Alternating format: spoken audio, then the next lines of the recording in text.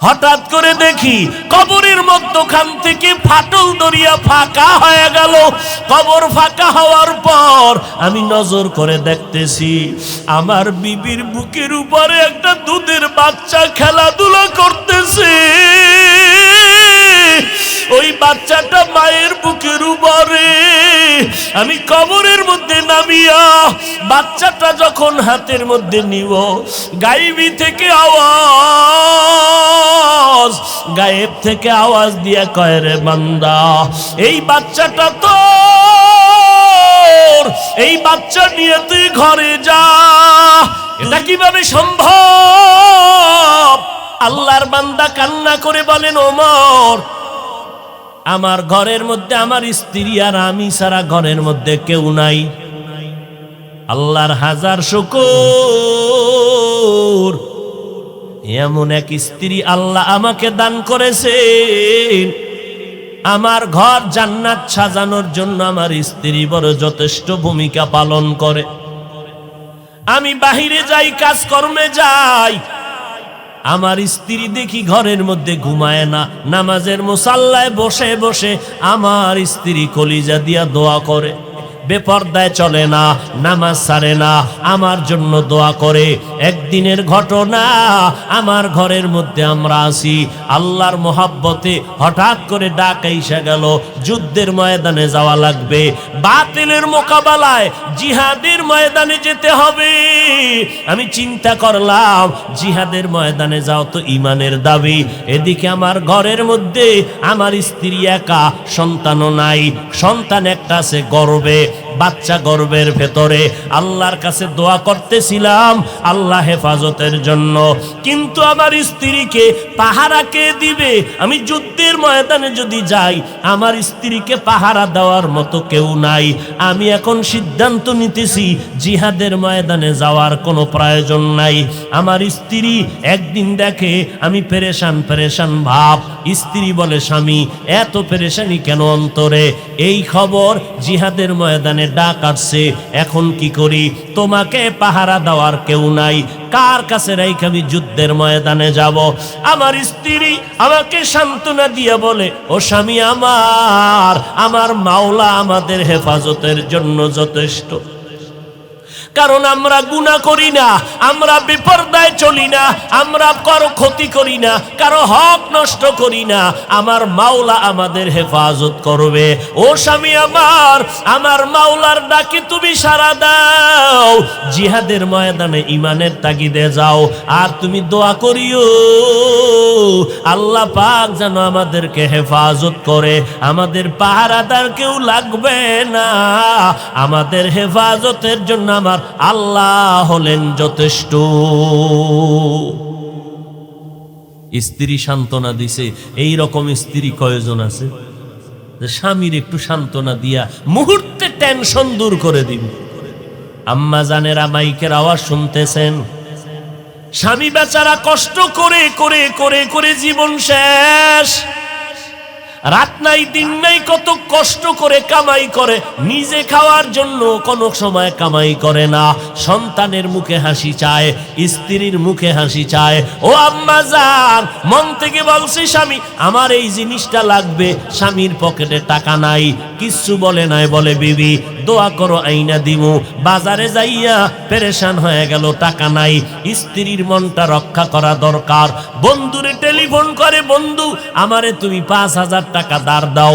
বন্ধু দিতে চায় না, মোবাইল বন্ধ করে রাখলো। শেষ পর্যন্ত 10 জায়গায় চাইয়া কিছু টাকা পাইলো, ওই টাকা দিয়া স্ত্রীর মনটা রক্ষা করলো। আম্মা জানেরা যদি বুঝতেন যে আমার স্বামী রৌদ্র পড়িয়া কত কষ্ট করে কামাই রুজি করে, টাইম মতো খাইতে পারে না, ঘুমাইতে পারে না, এই চিন্তা যদি আম্মা জানেরা করতেন, কোনো মা স্বামীর সাথে খারাপ ব্যবহার করত না।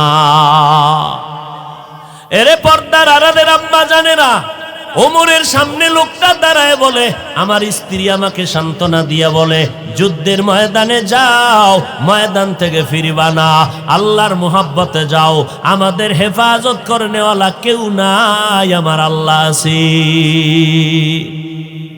এইবার আল্লাহর বান্দা কয় স্ত্রীর সান্ত্বনা ভাইয়া এবার রেডি হয়ে গেলাম, যুদ্ধে যাব।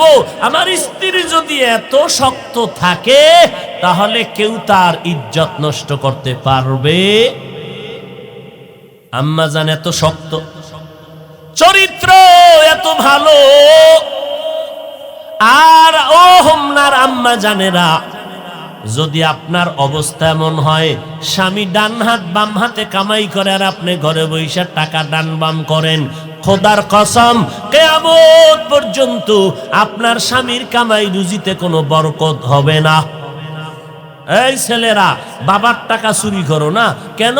মোবাইলে এমবি নেই তো এমবি ঢুকামু। তোর বাপেরে জবাই কর, কারণ তোর বাপেরে দুনিয়াতে ফকির বানানোর জন্য বাইরের কোনো তাবিজ লাগবে না, তুই কুসন্তানটাই যথেষ্ট। লিখে রাখ, বাবার পকেটের টাকা যদি না বলিয়া অন্য জায়গায় খরচ করো, জীবনে তোমার বাবার কামাই রুজিতে বরকত হবে না। অথচ যদি সন্তান চিন্তা করতি আমার বাবার কামাই রুজি সব আমার, বাবায় মরে গেলে সব আমি হব মালিক, এই চিন্তা যদি করতি বাবার টাকা চুরি করতি না।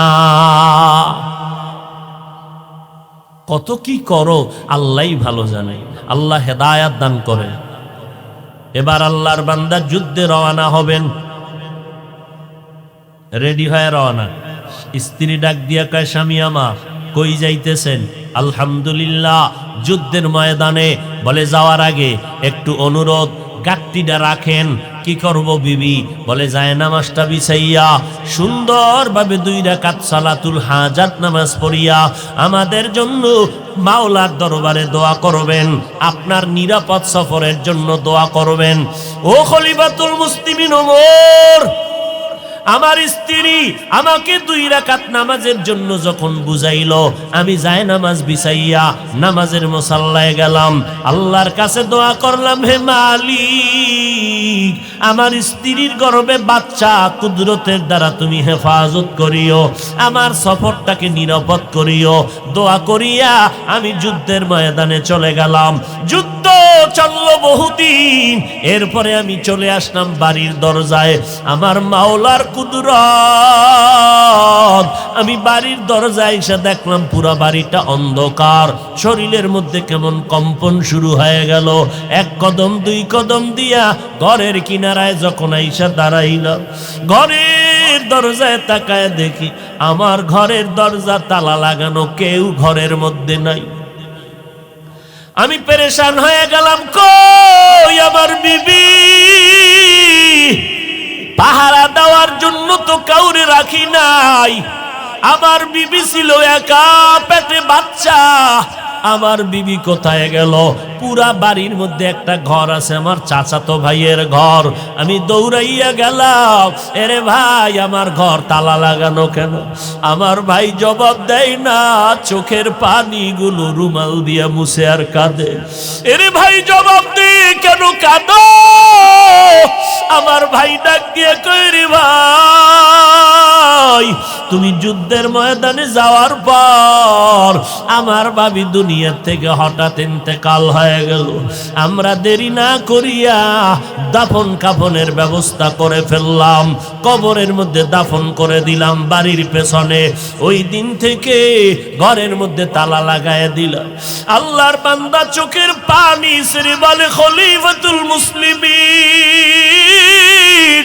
আমি আর দাঁড়াইয়া থাকতে পারি না, কলিজায় বড় দুঃখ। আমার স্ত্রী মরিয়া গেল, বিদায় নিতে পারলো না। আমি যুদ্ধের ময়দানে গেলাম আর আইসা স্ত্রীকে দেখলাম না, না জীবনের মোনাজাতের শখের বাচ্চাটাও পাইলাম না। আমার বাইরে বললাম, চল কবরের কিনারায় চল, আমি দুনিয়ায় কিছু দিতে পারি নাই, আমার স্ত্রীর জন্য আমি কলিজা দিয়ে একটু কবরের কিনারায় গিয়া জিয়ারত করে দোয়া করি, চল। আমার চাচতো ভাইটার হাতে ধরে যখন আমি কবরের দিকে রওনা, বাড়ির পেছন দিকে যখন নজর দিলাম সন্ধ্যাবেলা, নজর করে দেখি অন্ধকার ওই কবরের পুরা এলাকা আলোতে ঝলমল করতেছে, দিনের মতো আলো। আমি কবরের কিনারায় গিয়ে দেখি, আমার ভাইকে বললাম এত আলো কেন দেখা যায়, বাতি লাগাইছো? কয় না রে ভাই, কোনো বাতি লাগাই নাই। যেদিন আমরা দাফন করিয়া বিদায় হয়ে গেলাম, ওই দিন থেকে দেখতেছি রাতের বেলা সন্ধ্যা হলে একটা বাতি দেখা যায়, পুরা কবরের অঞ্চল আলো হয়ে যায়। ও খলিফাতুল মুসলিমিন, আমি কবরের কিনারায় গিয়া দাঁড়ায়া কাঁদতেছি। এখন চিন্তা করি, এই আলোটা কবরের মধ্যখান থেকে একটা বাতি আসমান বরাবর সোজা আলো দিতেছে, আর ওই আলোতে পুরা এলাকাটা আলোকিত হয়ে গেল। আমি আমার ভাইকে বললাম, ও ভাই, যা ঘর থেকে একটু কোনো হাতিয়ার নিয়ে আয়, আমি কবরটা খনন করে দেখবো এটা কিসের আলো বের হয়। খলিফাতুল মুসলিমিনও চোখের পানি ধরে রাখতে পারলেন না। কি ভাগ্যবতী স্ত্রী পেয়েছো তুমি। এবার আল্লাহর বান্দা কয়, খলিফাতুল মুসলিমিন, আমার ভাই যখন হাতিয়ার আনতে গেল কবর খনন করার জন্য, আমি দাঁড়াইয়া আছি, কবরের দিকে নজর, আমি বাতিটা দেখতেছি। আল্লাহর কুদরত, হঠাৎ করে দেখি কবরের মধ্যখান থেকে ফাটল দরিয়া ফাঁকা হয়ে গেল। কবর ফাঁকা হওয়ার পর আমি নজর করে দেখতেছি, আমার বিবির বুকের উপরে একটা দুধের বাচ্চা খেলাধুলা করতেছে। ওই বাচ্চাটা মায়ের বুকের উপরে। আমি কবরের মধ্যে নামিয়া বাচ্চাটা যখন হাতের মধ্যে নিব, গায়েবী থেকে আওয়াজ, গায়েব থেকে আওয়াজ দিয়া কয়, রে বান্দা, এই বাচ্চাটা তোর, এই বাচ্চা নিয়ে তুই ঘরে যা। তুই না হজ জিহাদে যাওয়ার সময় যায় নামাজে বসিয়া দোয়া করছিলি, ও আল্লাহ, তুমি আমার স্ত্রীর গর্ভের বাচ্চাটারে হেফাজত করো। ওই দিন যদি তুই দোয়া করতি, আমার স্ত্রীকেও হেফাজত করো, তো আজকে তুই স্ত্রীটাকেও জিন্দা পাইয়া যাইতি। তুই তো স্ত্রীর হেফাজতের দোয়া করো নাই, তুই সন্তানের হেফাজতের দোয়া করছো। আল্লাহর মোহাব্বতের সন্তানটা তুমি নিয়ে চলিয়া যাও। ওমর ডাক দিয়ে কয়, রে বাবা, এই তোমার মাটির গর্ভের সন্তান, এটা তো সাধারণ না, আল্লাহর খাঁটি বান্দা হয়ে আসছে। এরে নবীর উম্মতের দলেরা, কয়দিন আর দুনিয়াতে বাহাদুরি করবি রে যুবক। ও পর্দার আড়ালের আম্মা জানেরা, সন্তান তো সবাই চায়, আল্লাহ তো সবাই রে সন্তান দেয় না। আর আজকে যাদের সন্তান আছে, মানুষের মতো মানুষ বানাইয়া কবরে যাও। ও বাবা, স্কুলে পড়া বন্ধ করবা, এটা আমরা বলি না। মাদ্রাসায় আসো, তাও বলি না। কলেজে পড়াইয়া সন্তানটারে ডাক্তার বানাও, ইঞ্জিনিয়ার বানাও, প্রফেসর বানাও, অন্তর দিয়া দোয়া করে যাই। তবে দাবি হইল সন্তানটা যেন আদর্শহীন না হয়, চরিত্রহীন না হয়। আর সন্তানটারে যদি আদর্শবান বানাইতে চাও, বাবার তুলনায় মায়ের আদর্শ ভালো হতে হবে। কারণ সন্তান বাবার দিকে ফলো করে না, মাকে বেশি ফলো করিয়া চলে, সময় বেশি মায়ের কাছে দেয়। এই জন্য বিশ্ববরেণ্য দার্শনিক ইমাম গজালি বলতেছেন, রে মানুষ, একটা সন্তানের জন্য মা হলো প্রাথমিক শিক্ষিকা। এরে আম্মা জানেরা, আল্লাহর মোহাব্বতে আপনি ঘরে থাকবেন, নবীর তরিকায় চলবেন, 5 বেলার নামাজ পড়বেন, সন্তানটারে আদর্শওয়ালা বানাবেন। কয়দিন আর বাঁচবেন রে আম্মা জান?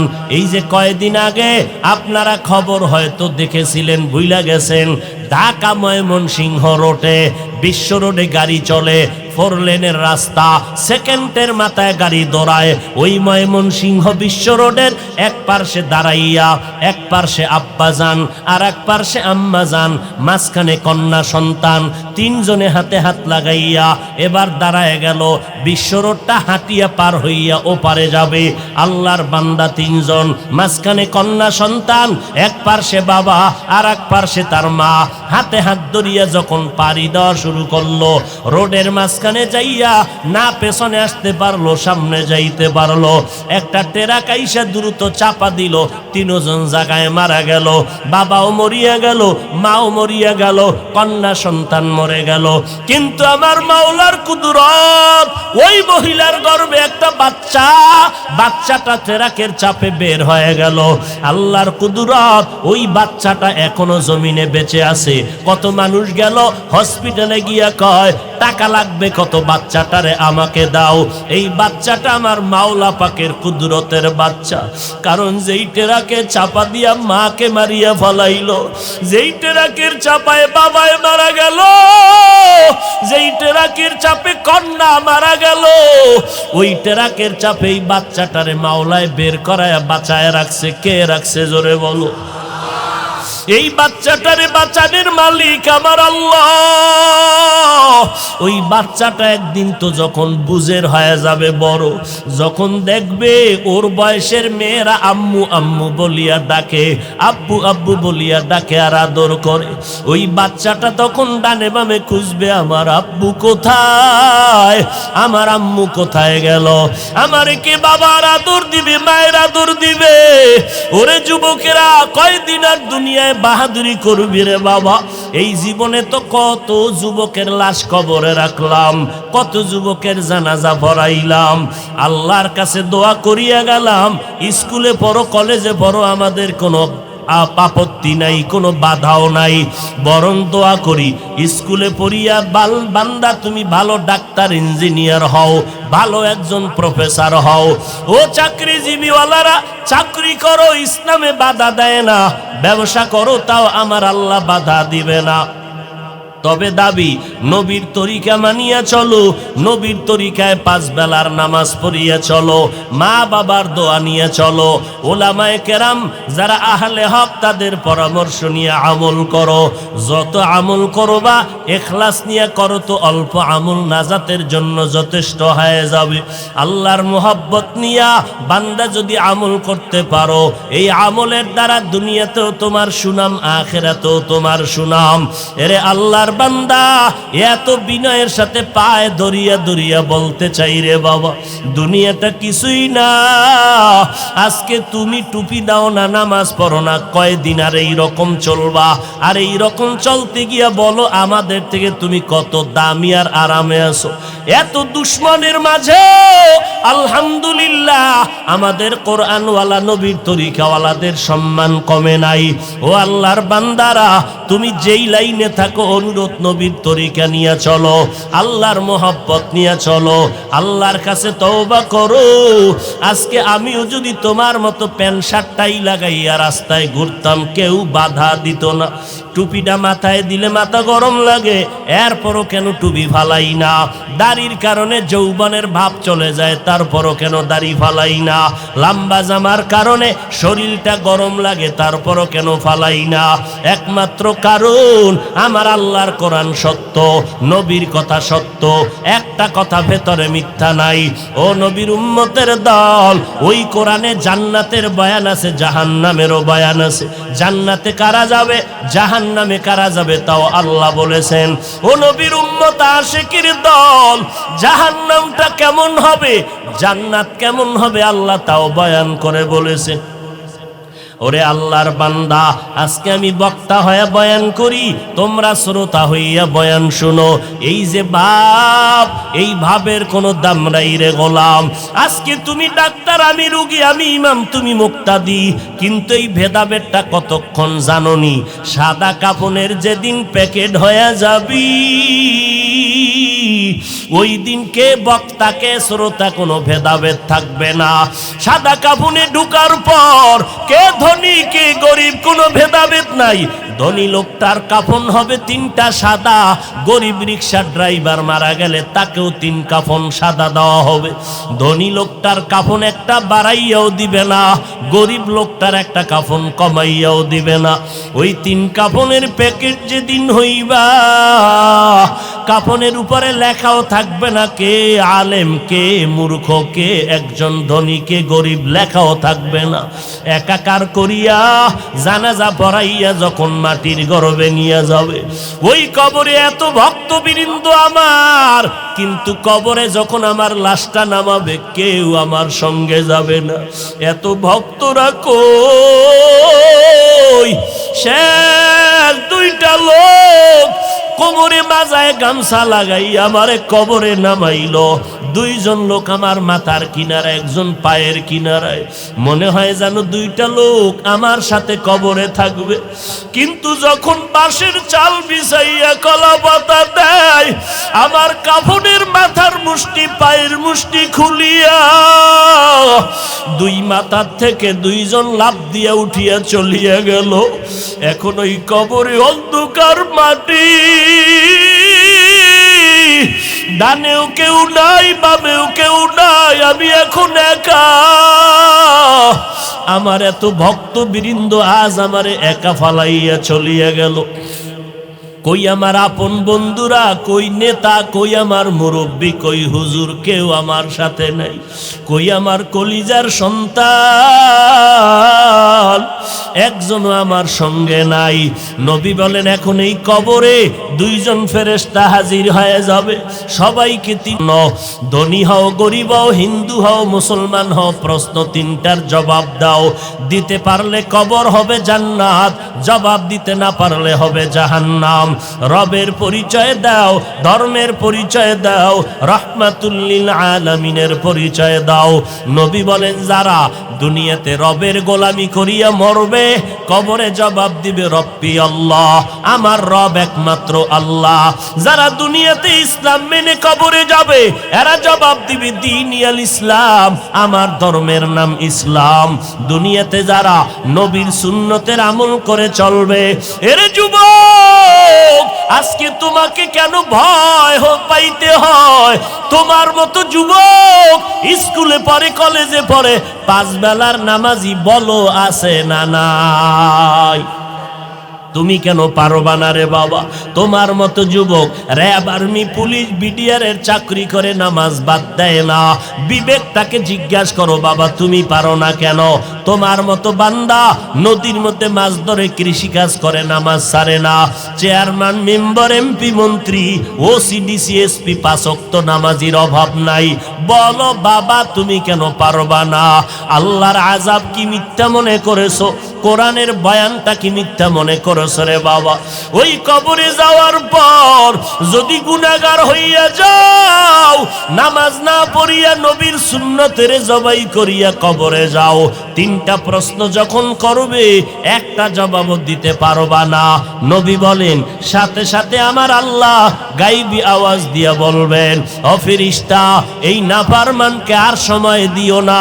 দুনিয়াতে আমি আল্লাহ কম সুযোগ দেই নাই। আমার দেওয়া পানি, আমার দেওয়া সূর্যের আলো চাঁদের আলো ভোগ করলো, আমার দেওয়া হাওয়া বাতাস জমিনের ফসল খাইলো, গাছের ফল খাইয়া এত বড় নিমক হারাম একবারও আলহামদুলিল্লাহ বলে নাই। ওলামায়ে কেরামেরা পায়ে ধরিয়া ধরিয়া নামাজের দাওয়াত দিত, এক বেলার নামাজও পড়ে নাই। ও পর্দার আড়ালের আম্মা জানেরা, আপনারা নবীদের মা, সাহাবায়ে কেরামের মা, আউলিয়াদের মা, আপনারা হাফেজে কোরআনের মা। মনটা কি চায় একজন ভালো সন্তানের মা হইয়া কবরে যাও? আজকে তুমি স্বামীর টাকা নিয়ে কত মার্কেটে ঘুরো আর আনন্দ করো, যেদিন সাদা কাফনের প্যাকেটটা হয়ে যাইবারে মাগো, তোমার সন্তানেরা মা মা বলে ডাকবে, জবানে কোনো আর আওয়াজ হবে না। ওই কবরে রাখার পর তিনটা প্রশ্নের জবাব যদি দিতে না পারো রে মা, আমার আল্লাহ রাগান্বিত হয়ে বলবে রে ফেরেশতা এই নাফরমানের আর সুযোগ দিও না, এখনই কবরে জাহান্নামের বিছানাটা দিয়ে দাও, জাহান্নামের সাথে রাস্তা খুলিয়ে দাও। একটা না দুইটা না 99টা সাপ কবরে সে ভরে যাবে। ও যুবকেরা, আল্লাহর নবীর সাহাবায়ে কেরামেরা জান্নাতের টিকিট পাওয়ার পরেও কেন কান্না করলেন কবরের আযাবের ভয়ে? সেই তুলনায় বলো তোমার আমার কি পরিমাণ কান্না করা দরকার?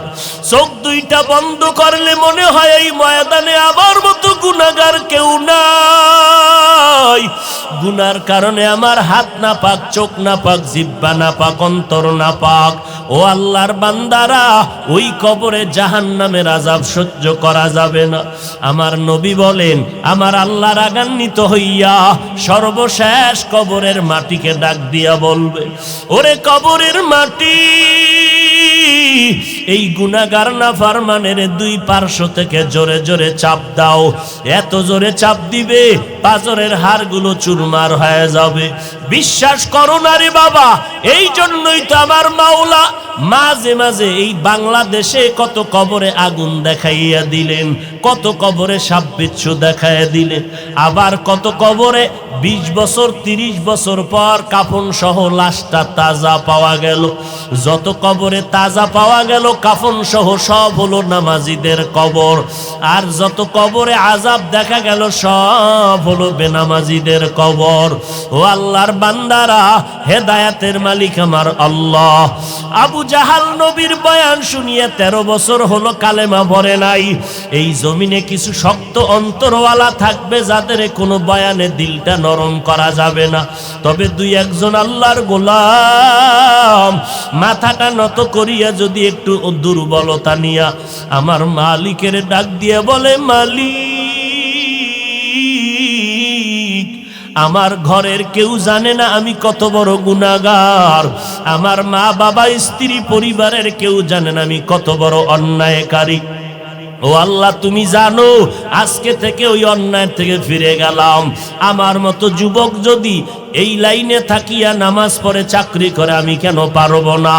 আজকে থেকে তওবা করে নিব, মরিয়া গেলে যাব আর নামাজ বাদ দিব না, মা বাবারে কষ্ট দিব না, ওলামায়ে কেরামের বিরোধিতা করে গুনাহগার হব না, দেশের বিরুদ্ধে জাতির বিরুদ্ধে কোনো ষড়যন্ত্র করব না, মা বাবার দোয়া নিয়ে চলবো।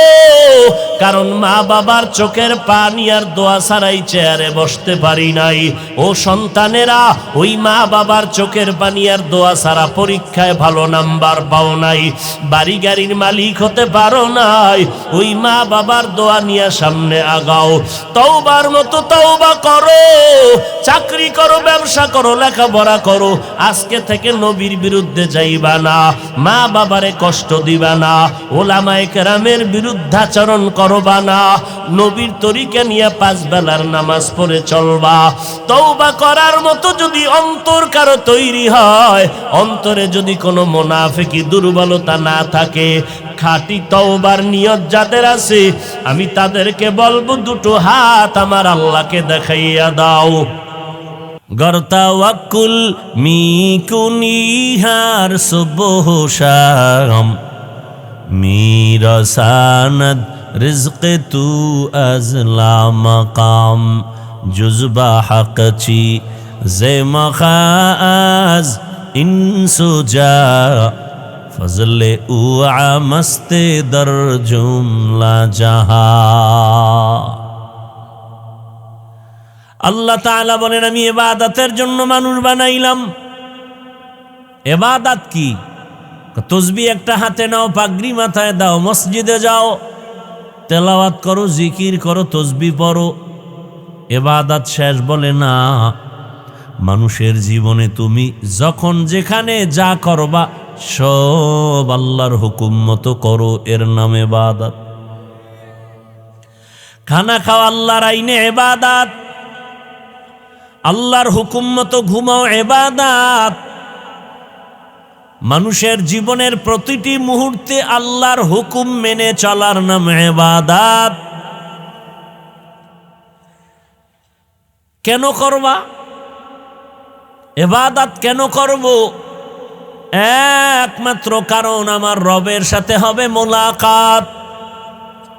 কার সাথে? রবের সাথে হবে আমার মুলাকাত। বিনিময়ে পুরস্কার পাবো আল্লাহর জান্নাত। ইবাদত হবে কোন নিয়মে? নিয়ম ছাড়া তো অফিস আদালত চলে না, প্রতিষ্ঠান চলে না, মোবাইল চলে না, নিয়ম ছাড়া গাড়ি চলে না। মানুষের ইবাদত চলবে কোন নিয়মে? এক জবাব, একমাত্র মদিনাওয়ালা রহমতের নবীর আদর্শ অনুযায়ী চলবে ইবাদত। রহমতের নবীর আদর্শ মেনে চাকরি করো ইবাদত, নবীজির আদর্শ মেনে ঘুমাও ইবাদত, নবীজির আদর্শ মেনে হাসি দাও ইবাদত, নবীর আদর্শ মেনে কান্না করো ইবাদত, নবীর আদর্শ মেনে তুমি দোকান চালাও ইবাদত, নবীর আদর্শ মেনে রাষ্ট্র চালাও ইবাদত, নবীর আদর্শ মেনে পরিবার চালাও ইবাদত, নবীজির আদর্শ মেনে তুমি সংসদ চালাও ইবাদত। নবীর আদর্শ নাই, ইবাদত নাই। আর অন্যের আদর্শ মানা যাবে না, কারণ দুনিয়ার সব আদর্শ নাপাক, একমাত্র রহমতের নবীর আদর্শ পাক। কি ভাই, এখান থেকে একজন লোক দাঁড়াইয়া যদি বলতে পারো হাফিজ ভাই, মদিনার নবীর আদর্শ থেকে আরো সুন্দর আদর্শ শেখ মুজিবুর রহমানেরটা, আমি হাফিজুর রহমান ওয়াদা করলাম আমি নবীরটা বাদ দিয়া শেখ সাহেবেরটা নিব। যদি কেউ বলতে পারো নবীজির আদর্শ থেকে জিয়াউর রহমান সাহেবের আদর্শ আরো ভালো, আমি নবীরটা বাদ দিয়া জিয়াউর রহমান সাহেবেরটা নিব। নবীজির আদর্শ বাদ দিয়া যদি বলো এরশাদের আদর্শ ভালো, আমি এরশাদের আদর্শ মেনে চলবো। কিন্তু না, দুনিয়াতে তাকায়া দেখলাম সব আদর্শগুলো নাপাক, রহমতের নবীর আদর্শই হলো পাক। নবীজির আদর্শ কি? দুইজনে একসাথে দেখা হলে কি দাও? সালাম মানি কি?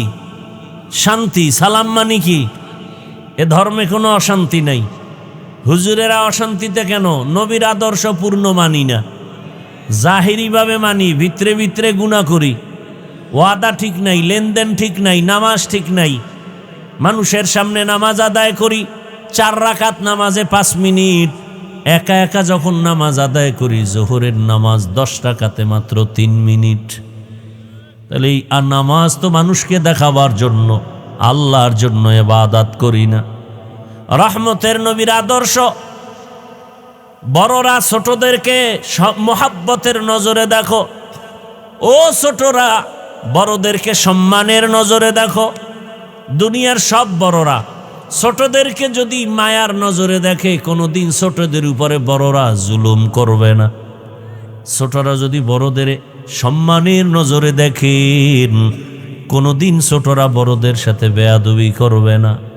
এটা ইসলাম পারে, আর কেউ পারে না। যদি চিন্তা করো কেউ পারে কবিরা গুনাহ, কবিরা গুনাহ ইসলাম ছাড়াই জমিনে সেনা।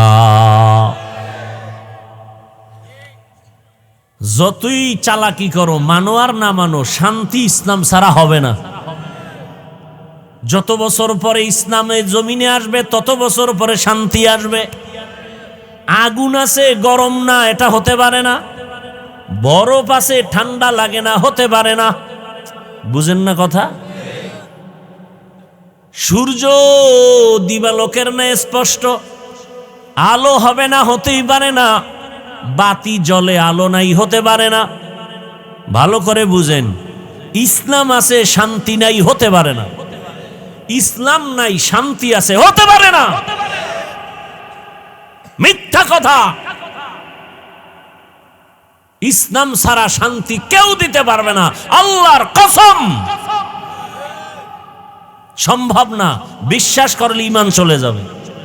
ইসলাম না থাকলে শান্তি থাকবে না, কোনোদিন সম্ভব না। এতগুলো মানুষ, আপনাদের এলাকার কোনো টাকাওয়ালা বাহাদুর এক জায়গায় জমা করতে যদি চাইতো, তাহলে গাড়ি দেওয়া লাগতো ফ্রি, বসার জন্য ভিআইপি চেয়ার, এই 3rd ক্লাসের বিছানা। এরপরে ফাঁকে ফাঁকে নাস্তা, দেরি হলে চেয়ারের বাড়ি। আবার এতগুলো মানুষ নিয়ন্ত্রণের জন্য কত পুলিশ। আর তাকাইয়া দেখো এতগুলো মানুষ এখানে আসছে, কোনো ভাড়া দেয় নাই। ঠান্ডার ভেতরে মাটির মধ্যে 3rd ক্লাসের বিছানায় বসছে, অন্তরে কষ্ট নাই, নাস্তারও চিন্তা নাই, খাওয়ানোরও চিন্তা নাই, নিয়ন্ত্রণের জন্য কোনো পুলিশ নাই, সব ঠান্ডা মেজাজে সব বসে আছে, কোনো আওয়াজ নাই। এটা কেমনে সম্ভব? নগদ প্রমাণ, এটা ইসলাম মানলেই সম্ভব। এর নাম ইসলাম। আপনি ইসলাম মানেন আর না মানেন, এটা কপালে লেখেন। ইসলাম না আসলে শান্তি আসবে না, কখনো না, সম্ভব না। সম্ভব? কোনোদিন সম্ভব না।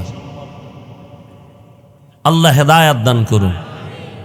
ভাইরা আমার, আল্লাহ বলেন আমি ইবাদতের জন্য মানুষ বানাইলাম। আমি আল্লাহকে বেজার করা যাবে না। কেন? কারণ আমার আল্লাহর মতো দয়াময় কেউ নাই, আল্লাহর মতো নিঃস্বার্থ আদরওয়ালা কেউ নাই, আল্লাহর মতো সম্মান দেওয়ার আর কেউ নাই, সব ভণ্ড। আল্লাহর মতো হায়াত দেওয়ার কেউ নাই, আমার আল্লাহর মতো রিজিক দেনেওয়ালা কেউ নাই। দুনিয়ার কেউ রিজিক দিতে পারে না। দুনিয়াওয়ালারা দিব দিব বলে দরজা লক দেয় না, আবার অল্প কিছু দিয়া দোকানে দোকানে খোটা দেয়। দিছে 5,000, খোটা দেয় 50,000 টাকার। আর আমার আল্লাহ কেমন দেয়? কয় আমার দরজা অল টাইম খোলা, রাতে যদি ডাক দাও আল্লাহ আমি হাজির। সমুদ্রে গিয়া যদি ডাক দাও ইয়া রব, আল্লাহ বলেন আমি হাজির। আমাকে যদি কোনো বেঈমান কাফেরেরাও ডাক দেয় আমি হাজির। এক মূর্তি পূজারী মূর্তি সামনে নিয়া নিয়া ডেইলি খালি ডাকে সানাম সানাম সানাম।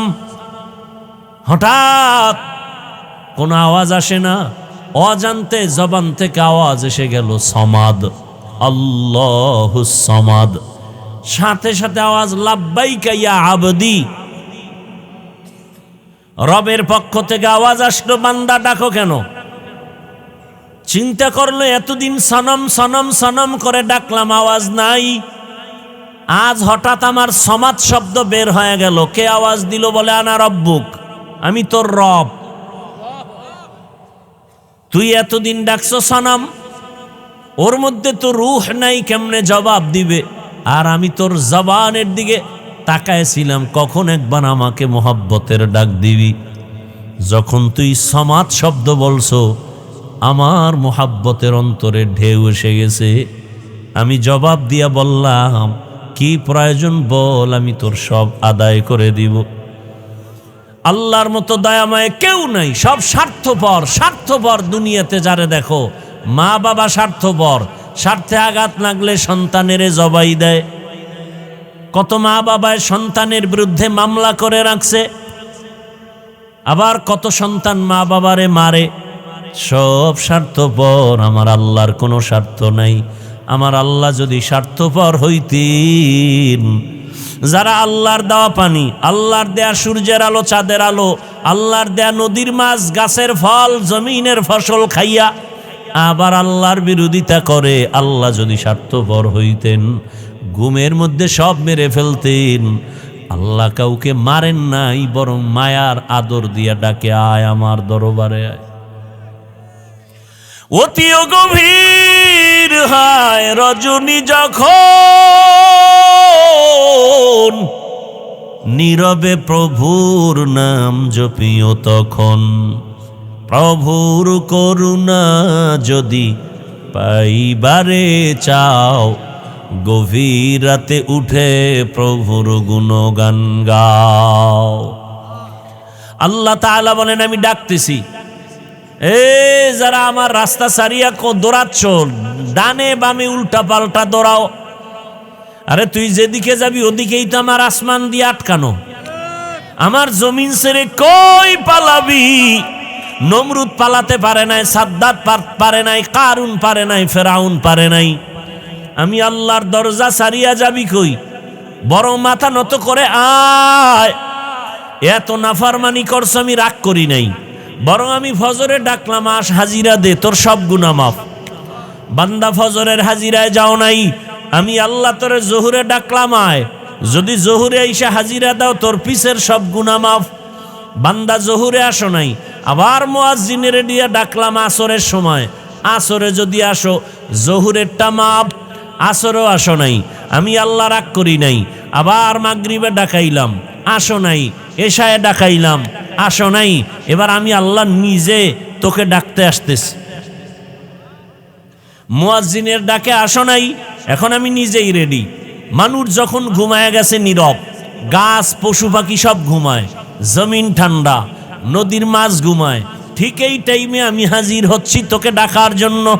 প্রথম আসমানে, আলা মিন মুস্তাগফিরিন ফাগফির আলা, কে গুনাহ করেছো কত বছর লাগায়া? কয় আল্লাহ আমি 30, 40, 50, 70 বছর গুনাহ করে বিশাল একটা পাহাড় বানাইছি। আল্লাহ কয় আমার রহমতের দরজা সম্পর্কে তোর ধারণা নাই।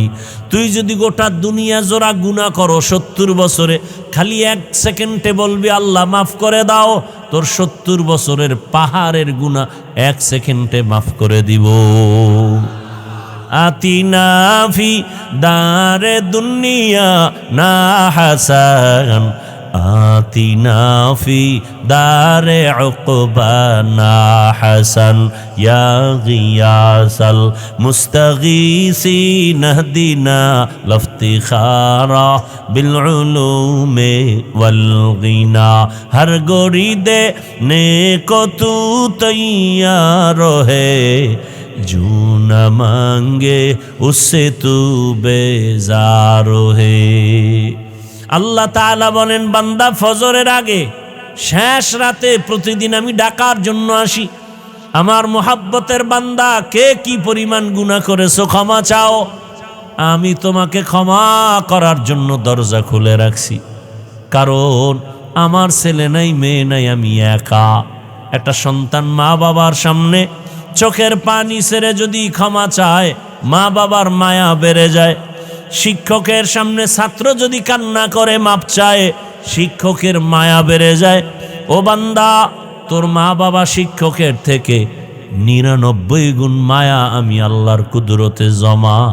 যখন তুই একটু চোখের পানি ছেড়ে দেও, তোর চোখের পানিতে যদি মা বাবার মায়া বাড়ে, আমি আল্লাহর মায়া কেন বাড়বে না? তোর চোখের পানিতে যদি শিক্ষকের মায়া বাড়ে, আমি আল্লাহর কেন বাড়বে না? তোর শিক্ষক তোর মা বাবায় তোরে বানায় নাই, তোরে তো বানাইছি আমি আল্লাহ। আমি অনেক মায়া ভালোবাসা দিয়া বানাইছি। আমার মায়ার বান্দা জাহান্নামে যাবে আমি চাই না, কারণ আমি জানি আমার বান্দা সূর্যের গরম সহ্য করতে পারে না, জাহান্নামের আগুনের গরম তারও কঠিন। আমার বান্দা কেমন করে সহ্য করবে? আল্লাহ এজন্য বলেন, তওবা কর। এরে যুবক, তোমার মতো যুবক তাকায়া দেখো, জীবনে মাদ্রাসায় পড়ে নাই, আলিফ বা তা পড়ে নাই, জেনারেল লাইনে পড়িয়াও কত যুবক রাস্তায় গাড়ি চালায়, নামাজ ছাড়ে না। তুমি পারো না কেন? তোমার মতো যুবক নদীর মধ্যে মাছ ধরে নামাজ পড়ে, তুমি পারো না কেন? জমিনে কৃষি কাজ করে যুবক নামাজ পড়ে, তুমি কেন পারো না? তোমার মতো যুবক তাকায় দেখো, র্যাব, আর্মি, পুলিশ, বিডিআরের চাকরি করে দাড়িওয়ালা নামাজি নাই? তোমার কপাল কেন খারাপ? তুমি কেন পারো না? ওসি, ডিসি, এসপি নামাজি দাড়িওয়ালা, ডাক্তার, প্রফেসর, ইঞ্জিনিয়ার দাড়িওয়ালা নামাজি, তুমি কেন পারো না? এক ডাক্তার জাকির নায়েক, গোটা দুনিয়ার মানুষ তাকে চিনে জানে, টাকার গরমে, ক্ষমতার গরমে, একমাত্র সুন্দর আদর্শ, নৈতিক চরিত্রের কারণে। অযুবক, তোমাকে ডাক্তার হতে নিষেধ নাই, তবে আল্লাহর গোলাম হও। তুমি ইঞ্জিনিয়ার হও, বাধা নাই, তবে বেয়াদব হইও না। তুমি প্রফেসর হও, বেয়াদব হইও না। তুমি ওসি ডিসিএসপি হও, চাকরি করো, ব্যবসা করো, বাধা নাই, তবে অমানুষ হও না। মানুষ হইও। তোমার রক্ত কেন এখনো গরম হয় না? তোমার লাইনের যুবকটা রক্ত জমিনে ফালাইয়া গোটা দুনিয়াটাকে জাগরণ তৈরি করে বলে গেল, টাকায় পশু বিক্রি হয়, ওয়া মানুষ বিক্রি হয়, আমি হাদি টাকায় বিক্রি হই না। রাস্তা দিয়ে হাঁটে, দুদিক থেকে মানুষ এসে টাকা দেয় এমনি। আর তুই 500 টাকা রাত্রে মোবাইলে আকাম করবি, এমবি নাই, সেই এমবির টাকা চুরি করতে মায়ের ঘরে ঢুকছো, মানি ব্যাগ ধরছো, বাবার টাকা চুরি করো। তোর চরিত্র তো খারাপ কেন? লজ্জা শরম কবে আসবে? 500 টাকার জন্য মায়ের মানি ব্যাগ ধরো, বাবার পকেট ধরো, একটু কি লজ্জা নাই? ওই ছেলের মতো ঘুরে দাঁড়া। আজকে 500 টাকার জন্য পেরেশানি করো। আরে চরিত্রটা ঠিক রেখে 3 জায়গার দোয়া নিয়ে ডাক্তার হ। 2 হাত দিয়া টাকা এমন পরিমাণ নিবি, নিয়ে শেষ করতে পারবি না। হালাল টাকা। মাত্র 60টা বছর মোবাইল পানিতে ফেলে রেডিও। চরিত্র ঠিক, 3 জায়গার দোয়া ঠিক। তুই ইঞ্জিনিয়ার হলেও গোটা দুনিয়াতে সম্মান। টাকা আসবে হালাল ভাবে, 2 হাত দিয়া নিয়েও শেষ করতে পারবি না। আর চরিত্র যদি খারাপ করো, তাহলে চাক্কার তলে মাথা ঢুকবে, তোর মা বাবার থেকে বিদায় নিতেও পারবি না। ঘরে পশুর মতো পঙ্গু হয়ে কাঁদবি, বিছানায় পাও পচতে থাকবে, কিডনি ধ্বংস হয়ে যাবে, ক্যান্সার হবে। যদি মানুষের কাঁদাও, কম কাঁদাও না রে যুবক, তোর ব্যবহারের কারণে মা বাবা কষ্টে আছে। তুই কত খারাপ! তোর ব্যবহারের কারণে শিক্ষক কষ্ট পায়। এই কথাগুলো মা বাবা তোকে বলে না কেন? তুই মারবি, তুই এত বড় বেয়াদব। মা ভয় পায় তোকে, আবার গর্ব করে কিছু বেয়াদব, কয় আমার আম্মু না অনেক ভয় পায়। মা বাপ সন্তানকে ভয় পাওয়ার কথা, বরং ভালোবেসে কপালে চুমা দিবে। তোকে ভয় পায় কেন? তুই চূড়ান্ত চরিত্রহীন বেয়াদব। একটা শিক্ষক ছাত্রকে ভয় পায় কেন? ওই ছাত্র যদি হয় চরিত্রহীন আর বেয়াদব, ওই সন্তানটাকে শিক্ষক ভয় পায়। নম্র ভদ্র চরিত্রবানকে কেউ ভয় পায় না। অনুরোধ করে বলছি রে বাবা, আল্লাহর কাছে তওবা করো মনে মনে। জীবনে মনের চাহিদা পূরণ করতে গিয়া, মনের শখ পূরণ করতে গিয়া দাড়ি তো কম কাটো নাই, নামাজ কম সারো নাই, গান বাজনা কম করো নাই, পার্কে পার্কে কম দৌড়াও নাই, সারা রাত মোবাইলে গুনাহ কম করো নাই। এবার ফিরে যা, মনে মনে আল্লাহকে বল আর তওবা কর, হে আল্লাহ আর দাড়ি কাটবো না, নামাজ ছাড়বো না, বেপরদায় চলবো না। 3 জায়গার দোয়া নিয়ে চলবা। দোয়া নিলে তুমি হিরো, দোয়া না নিলে মরার আগে পঙ্গু। লিখে রাখ। 1 নম্বরে মা বাবার দোয়া, দ্বিতীয় তোমার শিক্ষকের দোয়া, তৃতীয় উলামায়ে কেরামের দোয়া। এই 3 জায়গার দোয়া নিয়ে যদি চরিত্র ঠিক রেখে ডাক্তার হও, জগৎ বিখ্যাত হবা। আর এই 3 জায়গার বরদোয়া যদি নাও, মরার আগে পঙ্গু হয়ে বিছানায় কাঁদবা। ও পর্দার আড়ালের আম্মা জানেরা, বাবারা, আপনার মতো মা এখনো কি এলাকায় নাই? পর্দা করে নামাজ পড়ে, অভাব নাই। ও বেপর্দা মা, বেগানা মা, মার্কেটে মার্কেটে ঘুরেন, বেপর্দায় আড্ডা দেন, মোবাইলে সময় নষ্ট করেন, স্বামীর মাল খেয়ানত করেন। একটু কি ভাবেন না আপনার ভবিষ্যৎ কি হবে? মরে গেলে কি পাবে সন্তানেরা?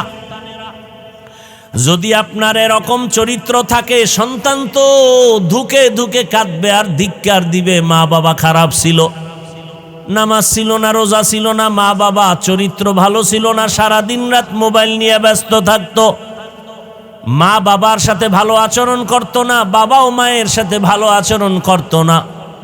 সন্তানগুলো ধিক্কার জানাবে। আর যদি ভালো আদর্শ রেখে যান, সন্তান দোয়া করবে। আমার আব্বা আম্মা অনেক ভালো, নামাজ পড়তো, রোজা রাখতো, তেলাওয়াত করতো, আমাকেও নামাজের দাওয়াত দিত। মা বারবার আমাকে বুঝাইতো, মিথ্যা বলবা না, কারো ক্ষতি করবা না। আমার মা অনেক ভালো, বাবা ভালো ছিল। সন্তান কলিজা ভরে গর্ব করবে, দোয়া করবে। প্রত্যেকটা মা বাবা একটু এখনো সময় আছে, তওবা করেন, সন্তানের ভবিষ্যৎ নিয়ে ভাবেন। আপনার আদর্শের কারণে যেন সন্তান নষ্ট হয়ে না যায়। আল্লাহকে মনে মনে বলেন, তওবা করেন, আর বেপরদায় চলবেন না, স্বামীর মাল খেয়ানত করবেন না, আর নামাজ ছাড়বেন না, মোবাইলে সময় নষ্ট করবেন না। যদি তওবা করার নিয়ত থাকে, দুটো হাত আমার আল্লাহকে দেখায়া দেন। আয় আল্লাহ, যারা তওবার নিয়তে হাত তুলেছেন, আমাদের তওবা কবুল করে নেন। তওবার উপরে মজবুত হয়ে চলার তৌফিক দান করেন। আয় আল্লাহ, গুনাহের প্রতি ঘৃণা জমায়ে দেন। আয় আল্লাহ, নফস শয়তানের ধোঁকা থেকে হেফাজত করেন। আমিন। আলহামদুলিল্লাহি রাব্বিল আলামিন। والصلاة والسلام على سيد الأنبياء والمرسلين وعلى آله وأصحابه أجمعين يا أرحم الراحمين يا أرحم الراحمين يا أرحم الراحمين رب ارحمهما كما ربياني صغيرا اللهم إنك عفو كريم تحب العفو فاعف عنا اللهم إنا نسألك رضاك والجنة ونعوذ بك من سخطك والنار اللهم إنا نعوذ بك من البرص والجنون والجذام وسيء الأسقام দয়াময় রব্বুল আলামিন, গুনার বোঝা নিয়ে আপনার দরওয়াজায় হাজির। ওলামায়ে কেরাম, মুরব্বী, হাজী সাহেব, ব্যবসায়ী, চাকরিজীবী, মা বোনেরা, ছাত্র, যুবক, বাবারা, আমরা সবাই গুনাহগার। ও দয়ার আল্লাহ, মেহেরবানি করে আমাদের জীবনের সব গুনাহগুলো মাফ করে দেন। আয় আল্লাহ তাআলা, মাহফিল কবুল করে নেন, আয়োজনকারীদের কবুল করে নেন, মাদ্রাসা কবুল করে নেন। আয় আল্লাহ, মা বোনদের আবেদা পর্দাওয়ালা বানায় দেন, সন্তানগুলো নেককার বানায় দেন। আয় আল্লাহ, অভাব দূর করে দেন। আয় আল্লাহ, আমার কলিজার যুবকদের দিনের খাদেম বানায় দেন। মোবাইলের গুনাহ থেকে হেফাজত করেন, সন্তানগুলোকে পরীক্ষায় কামিয়াবি দান করেন। আয় আল্লাহ, নবীর সুন্নাত আলা জীবন দান করেন। নবীজির রওজা বাইতুল্লাহ জিয়ারতের জন্য কবুল করেন। সারা দুনিয়াবাসীকে মাফ করে দেন। আয় আল্লাহ, প্রবাসীদেরকে হেফাজত করেন। বাংলাদেশ ইসলামের জন্য কবুল করে নেন। ওলামা মাশায়েখদের এক বানায় দেন। আয় আল্লাহ, হকের বিজয় দান করেন, বাতিলের মোকাবেলায় বিজয় দান করেন। বাতিলকে বাতিলের দ্বারা দমন করে দেন, বাতিলকে বাতিলের দ্বারা দমন করে দেন। বাতিলের অন্তরের নেফাকি প্রকাশ করে জাতির ঈমান আমল হেফাজতের ব্যবস্থা করে দেন। আয় আল্লাহ, মসজিদ মাদ্রাসা সহ সমস্ত শিক্ষা প্রতিষ্ঠান নবীর আদর্শে কবুল করে নেন। আয় আল্লাহ, আমাদের মা বাবা মুরব্বীরা যারা কবরস্থ, জান্নাতের বাগান বানায় দেন। যারা বেঁচে আছেন, হায়াত বাড়ায় দেন। আয় আল্লাহ, দিনের সহি বুঝ আমাদের দান করেন। আপনার খাস ওলিদের বন্ধু বানায় দেন। আয় আল্লাহ, দুনিয়ার লোভ থেকে হেফাজত করেন। আয় আল্লাহ, নবীজির মোহাব্বতে কবুল করে নেন। আয় আল্লাহ, ঘরে ঘরে সুন্নতের আমল চালু করে দেন। সাবিরিন, শাকিরিন, জাকিরিনদের অন্তর্ভুক্ত বানায় দেন। জাহিরি বাতিনি দুশ্মনের মোকাবেলায় বিজয় দান করেন। দীর্ঘ নেক হায়াত দান করেন, ইজ্জতের জীবন দান করেন। আয় আল্লাহ, আদবালা বিনয়ী জিন্দেগি দান করেন। নবীজির মোহাব্বতে দোয়া কবুল করে নেন। সাল্লাল্লাহু তাআলা আলা খাইরি খালকিহি মুহাম্মাদু ওয়া আলিহি ওয়া আসহাবিহি আজমাইন। আমিন। আমিন আমিন বিরহমাতিকা ইয়া আরহামার রাহিমিন। সাক্ষাতের জন্য